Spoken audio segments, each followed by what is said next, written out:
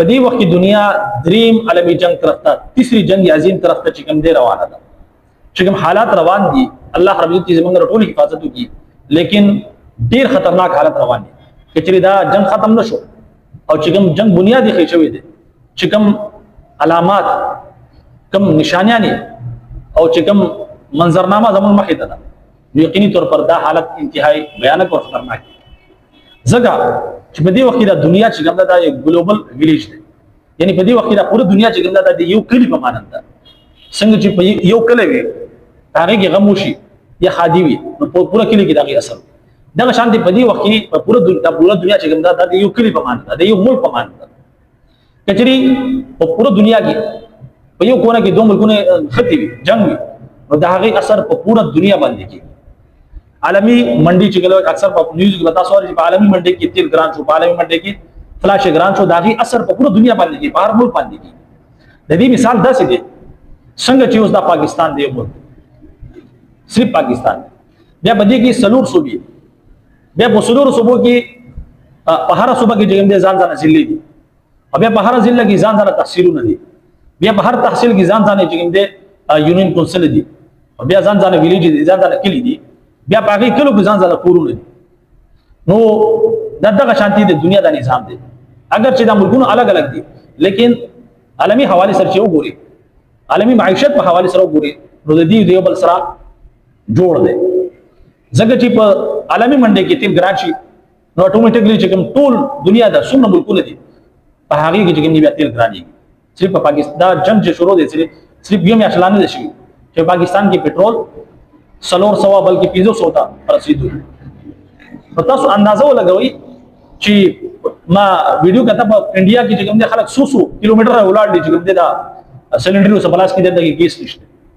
د دهلی په ایرپورټ باندې ما کاته ریلوی سټیشن باندې چې خلک کلو روان دي وای دلته کې گیس نشته سپلای بند نو یقیني طور باندې چې کوم جنگونه دي د اثرات د دې تباہي هر یو انسان ته بیا راسي او په دې وخت ظاهره خبره ده دا جنگ رکاو نشو نو یو طرف د چریو ګوري اسرائیل امریکا دي چې هغه سپر طاقت دی اټمی هتیار وسره دي او بل طرف د ایران نه دا سره هم جوهري هتیار شته کچري خدا نه خواسته ظاهره خبره ده جنگ رکاوي دوه نه دي که خدا نه خواسته په دې کې اټمی حمله وشو نو د دې سره په پوره دنیا کې اسیم د دې جنگ سره څومره بونچال لاغله په دې وخت د دنیا معیشت چې کوم دی هغه تباہ نو کچری دا جنگ نور بڑاوی کی دغه شاته دي حالات په نورم خرابېږي د دنیا او ورسره سره کچری خدا نه خواسته دا حالات چې کوم طرف روان دي خدا نه خواسته دا څنګه چې دا اټمی حمله وشي نو معاشي حواله سره نقصانات دي لیکن د هغه سره سره چې کوم دي جسمانی حواله سره دا چې کوم اثرات دي انسانانو باندې هغه کېدوال دي او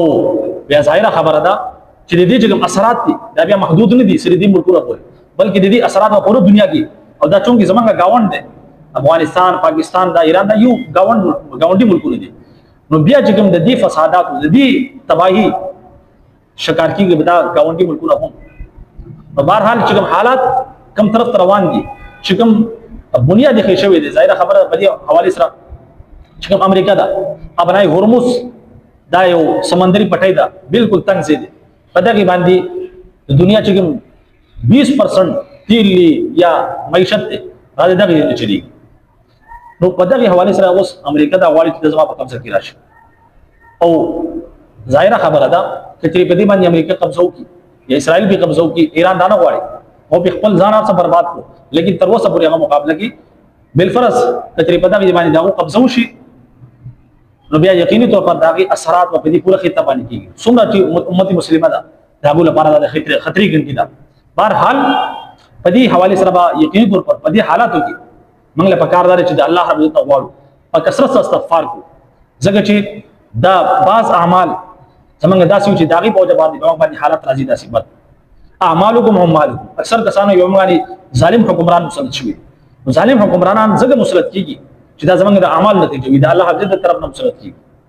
کچې زمونږ اعمال صحیح وي موږ باندې نیک صالح حکمران وکړي زمونږ اعمال صحیح نه وي نو دا چې زمونږ حالات هم خراب وي نو دا غي لپاره اجتماعي حواله سره زما ټول مسلمانانو ته خاصه چې اجتماعي حواله سره ټول چې کوم دې په کثرت سره چې کوم دې استغفار وایي استغفار بشماره پیدا دي هر تنګي آساني هر مشکل نه چګم دي آساني او دا غینه علاوه الله رب العزت بیا د داسې زین رزق ورکړي هغه انسان ته چې دا غینه به دا وهم ګمان نه نو د استغفار او بشماره فائدې دي په کثرت سره استغفار وای او دا غینه علاوه دعاګانې غواړي الله رب العزت نه چې الله رب العزت دي امن راولي ځکه چې امن وي نو هر څه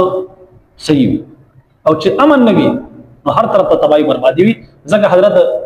ابراهيم عليه السلام ته چې کله د هجرت حکم وشو بیت الله شریف ته یعنی مکه ته نو هغه ټول نه اولنې دعا څه وغوښتي هغه ځل لپاره رب اجعل هذا البلد امنا اے الله دا خار دا د امن غهواره جوړ کړي د ټول نه چې اولنې دعا کړو حضرت ابراهيم عليه السلام امن یې وغوښتي چې په کوم ځای کې امن وي نو یقیني طور پر الته کې بیا هر قسم نه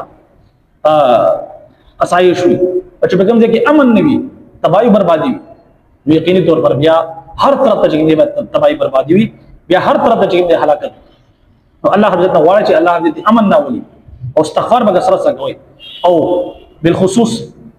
د فتنو دور دی د دې فتنو نه چې د حفاظت دعاګانې غواړي ځکه چې نبی رسول الله صلی الله فرمایي چې کله قیامت قریب شي نو د فتنې به ډېرې زیاتې شي او بیا نبی رسول الله صلی الله څه فرمایي چې کوم کس د فتنو په دور کې من تمسک بسنتي عند فساد امتي فله اجر 100 شهید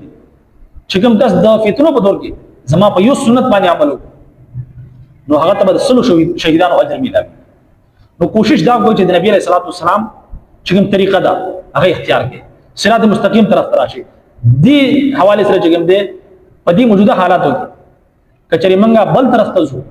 نو بیا هلاکت او تباہی بربادي ده لہذا دې فتنه او فساد په دور کې پکاردارا چې منګه په اسلام کې مکمل داخل شو ادخلوا فی السلم کافه الله رب عزت فرمانو دي چې داخل چې په اسلام کې پورا دا څنګه چې نیم اسلام باندې عمل کوي په نیم باندې نو کچري منګه په اسلام کې داخل شو منګه سلامتی کې داخل شو د نبی رسول الله والسلام په طریقې باندې چلیږو یقیني طور پر ډیرو فتنو او فساداتو الله عز وجل حفاظت کی بهرحال الله رب عزت دعا ده چې الله رب عزت دې پوره دنیا کې امن راولي دا جنگونه دي ختم کی اور الله رب العزت زمونږ په حال باندې رحم کی او د هر قسم نه فتنو او فساداتو الله رب عزت زمونږ ټول حفاظت کی اجازه راکړي السلام علیکم ورحمت الله وبرکاته